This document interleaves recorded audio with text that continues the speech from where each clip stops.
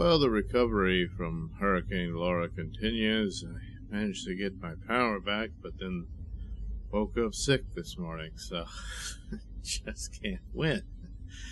So anyway, there was a little bit of good news in the comic book world, where it was officially announced, at least in the solicitations, that Brian Michael Bendis will leave the Superman titles of Superman and Action Comics in December.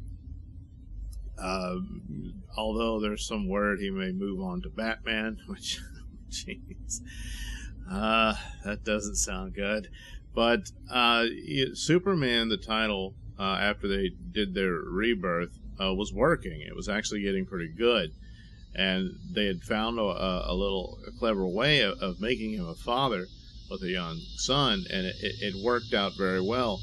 And that was going. Bendis comes in and just destroys all that, and it ages John Kent through some BS, and it's just terrible. And it's too bad, because they really had something there, and they threw it away for a guy who, for whatever reason, people still think, or some people do, I don't know that readers do, is this great superstar. Well, he was. He's not anymore. He doesn't really seem to have any ideas other than just shuffling deck chairs all over the place and throwing it against the wall. So it failed. The sales plummeted, and I'm sure they'll just write it off as COVID and all that sort of thing. But he's left Superman in a bit of a mess. Hopefully someone could retcon all that and fix it and right the ship, and that could happen. So the good news is business is gone. So there you go. There's something to be happy about, huh? Oh, jeez. So the rumor is that Mark Waid will take over from Bendis and write Superman. Now, some time ago, like back in the early 2000s and 90s, this wouldn't have been bad news. This Mark Waid, in a lot of ways, is a more solid writer than Bendis ever was, and was one of these dependable guys you could go to for story-wise. Apparently, now knowing what kind of person he is, it must have been a nightmare working with him.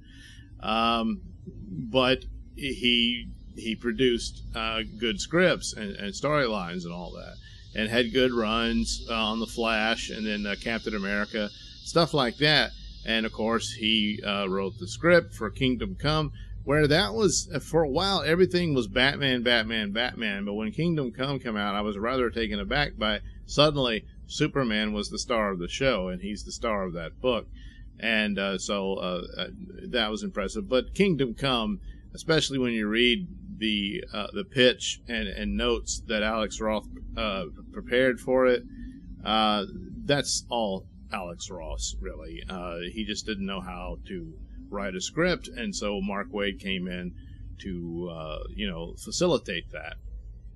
But Kingdom Come is primarily Alex Ross. But anyways, there you go with that. So in those days, Mark Waid probably could have done a fairly decent run on Superman, and so him replacing this disaster of Bendis would have been a good thing. That's not the case anymore. Because I know he has the ability, but he just won't do it, and all he wants to do is rant and rave, and probably some sort of disorder going on here, and of course with politics and everything, and he's just going to double down on that, triple down on it, quadruple down on it. And look what he did. That lawsuit with Meyer, what he broke the law, in my opinion, on that. And so that takes more of his attention than his actual job and what he's paid to do. And so you'll have Superman giving speeches about leftist causes and stuff like that rather than any story. So I'm not expecting anything from him. So if he's the new writer on Superman, then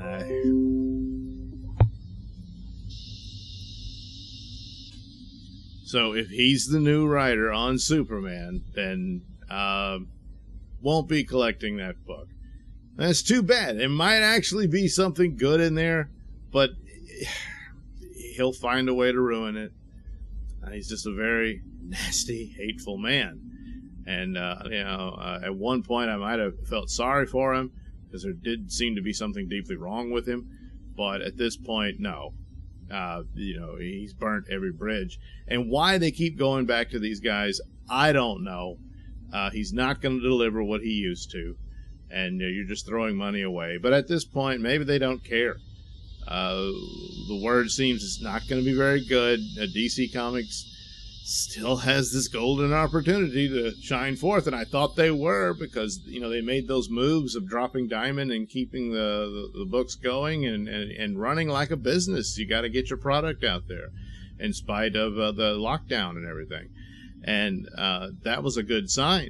And then with AT&T stepping in and demanding Snyder Cut and all that, which is that was a fan desire, and it was fulfilled. And so it looked like maybe they learned something, and no. And how does DC Comics survive? I guess inevitably it will be farmed out if it exists in any form at all. But this kind of nonsense, no. So bad news. Almost looked good, then bad news for Superman. It's just can't get any good Superman comics these days. That's too bad.